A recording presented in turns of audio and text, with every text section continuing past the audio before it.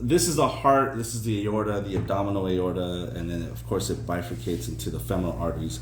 But what we're going to talk about right now is PTCA, percutaneous transluminal coronary angioplasty. So percutaneous through the skin, transluminal through the vessel of coronary arteries, angioplasty. We're going to fix the damaged blood vessels. So this procedure is for atherosclerosis, or to fix or to identify atherosclerosis. I hope I spelled it right.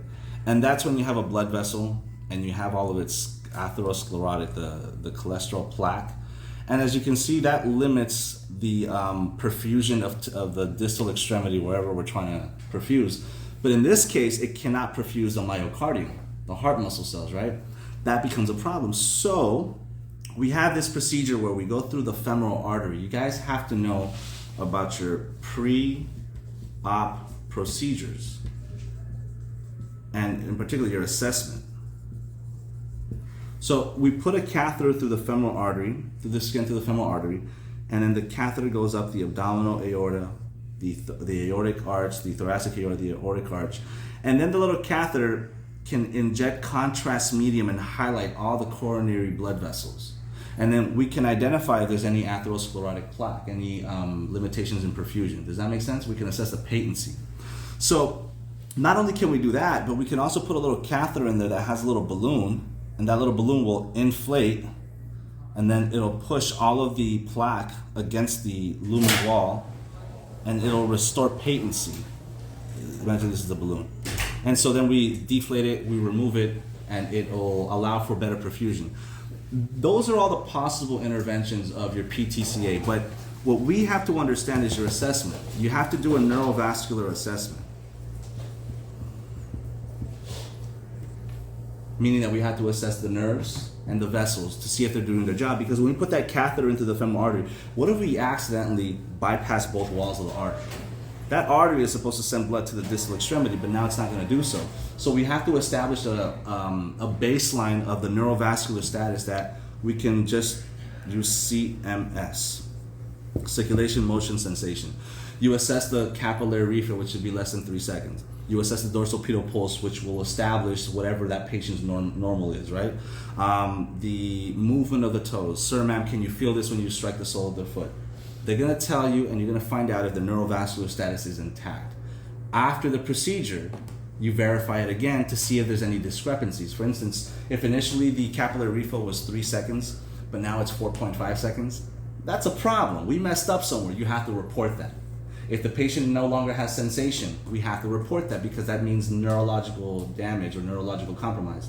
I'm not talking about level of consciousness right now. I'm talking about the blood vessel supply and the nerve supply to that distal extremity. Does that make sense? So that's why you check before and after. You always check before and after. Now, a couple of rules. The post-op or the post-procedure teachings, you have to keep the patient flat, because that artery, imagine you have this artery where we created this hole. Well, you need that hole to be plugged up by platelets so it can decrease the potentiation of bleeding, right? You don't want this patient to bleed out. So because of that, you keep the patient flat in bed afterwards. You do not want to elevate the head of the bed more than 15-30 degrees, because if you flex the hips, that artery right here is bending at the hips, at the inguinal area, and it's not going to be able to clot. Does that make sense? I'm not talking about DVT clot. I'm talking about the wall, to be patched up. At the same time, this patient's going to have to keep their legs straight for like 6 to 8 hours, depending on what the doctor tells you. But 6 to 8 hours, that leg has to be straight. Again, you can't be flexing the hip because of this whole issue with bleeding.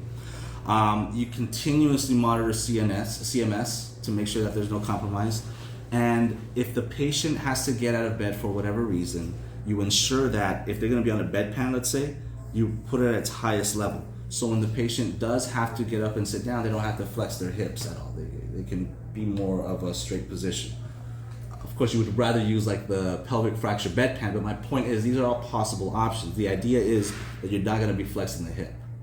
Would you use a wedge for those patients? Like for the legs to keep them straight? Not a wedge. The wedge would be the part that keeps it abducted, correct? Yeah. No, you just want to keep it straight. You don't have to worry about the abducted is for like post-hip arthroplasty. For this one, you just want to keep the leg straight. That's your concept. Now, I don't know how they're going to ask you that, but keep the leg straight 6 to 8 hours. Okay. You also have to look out for systemic indications of bleeding, tachycardia, hypotension, restlessness, cold extremity, things like that. Make sense? So that's what you have to really look after. One more thing on the education. This patient that has PTCA, generally speaking, they don't put them under general anesthetics. They give them conscious sedation. Because otherwise we have to worry about all the potential complications of general anesthetics, right? They might not come back to life, pulmonary venous stasis, etc. So as a catheter goes into the heart has an ability to react to any stimulation. So when that catheter is going around there, the patient may develop palpitations. You educate them that it's normal. Once they inject the contrast medium, they're gonna feel like a warm flushing sensation, almost like if they have to pee. You educate them that that's normal. Does that make sense, guys? So those are the important concepts for PTCA. And of course, one more thing, that's probably the most important thing. You have to apply a lot of pressure to this area afterwards. So you might have to put like pressure dressings with sandbags on top of it, because otherwise you have to sit there for quite some time and put pressure. So direct pressure is very important for this as well. You always compare your affected leg, all that neurovascular status stuff, with your unaffected leg, just to compare. And in regards to this is the last thing I'll say.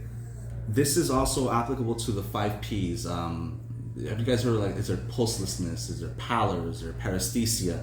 Is there pain? Is there, I forget the last one. But it's the same thing, guys. You're assessing for any indications of a lack of perfusion, a lack of neurological function to that distal extremity. Does that make sense? All right, cool.